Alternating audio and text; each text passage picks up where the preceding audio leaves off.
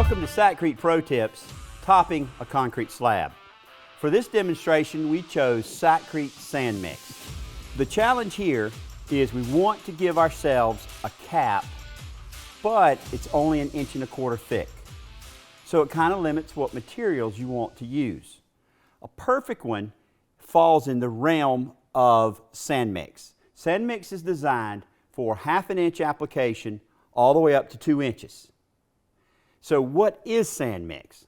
As we can see from this mixed material, it feels and looks like a mortar, like you would lay brick and block with, but it's not. This is concrete without the stone. We've already put bonding agent. I did our bonder fortifier, Sakrete bonder fortifier, and simply painted the surface and let it dry.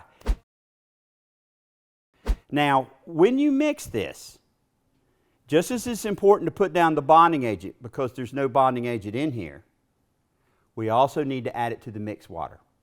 So for that, you're going to use half. So this full bag takes 4 quarts of water. So that means 2 quarts of bonding agent to 2 quarts of water, and now I've made a polymer modified repair mortar. That's what we're going to put down and apply to this slab. So sand mix is a super versatile product at an extremely competitive price point. The material can be used as a shower pan, base mold, because it's so similar to a grout. It can be used as the bedding underneath. Say you've got a patio and you want to lay some pavers on top. This would be the ideal material to use instead of a mortar. Because remember, that higher strength means this is a lot more weather resistant.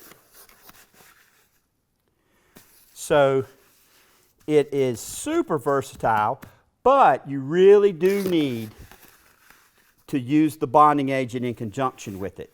Because by itself, like I said, it's just concrete materials minus the stone. So to do all the things we're talking about, you really need to use the bonding agent to help make it truly multi-purpose.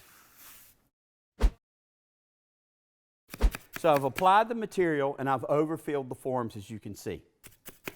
I'm just consolidating with using my margin trowel to tap it, because remember, there is an existing concrete slab under here. So after you consolidate a bit, level 2 consolidation, take a rubber mallet and start tapping the side of your forms.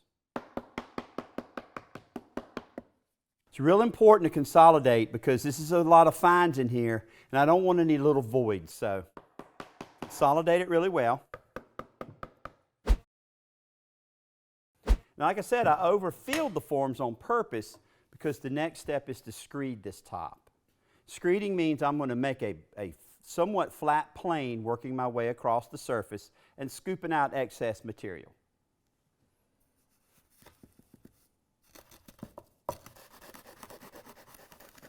We're using the form as our screed guide, and then when I see a spot I want to bring back up, just pick up your screed, fill in the material, and start again. As you get the buildup of materials, just get them out of the way because you don't need them. Now, I see some areas I'm going to lightly seed because this is all fines. It screeds, it kind of sticks and pulls, so I'm just going to throw in some particles to finish filling it up as I go.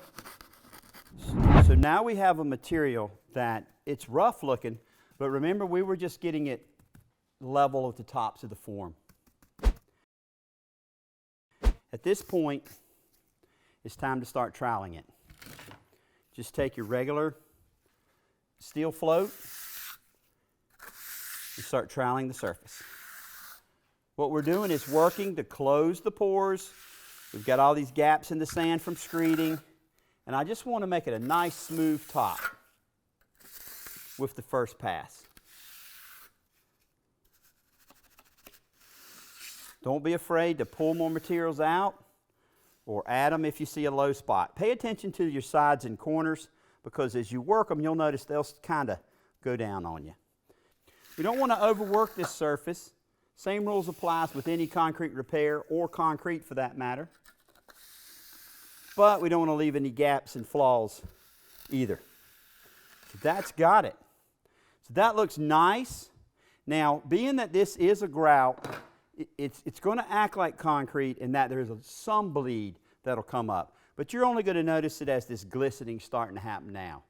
Nothing like regular concrete where you've just got all this flood of water.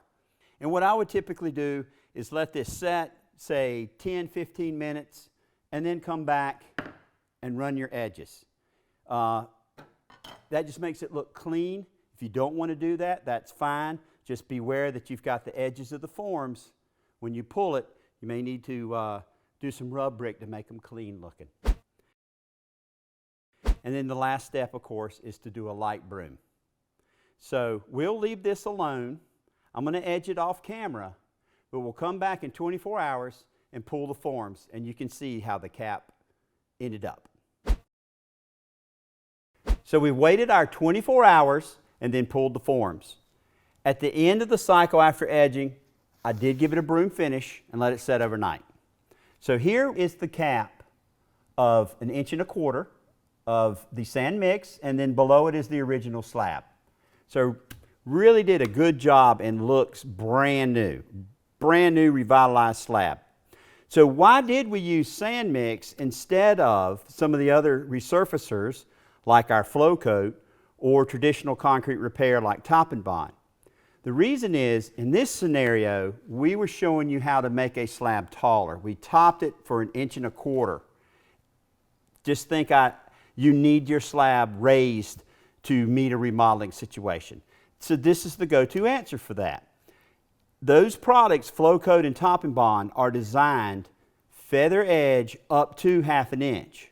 We needed to go 1.25 inches, so this was our default material. So we've shown you just one of the many purposes of sand mix with this 1.25 inch topping that turned out beautiful. So remember, if your repair is more than 1/2 inch but less than 2, what do? Go sand mix.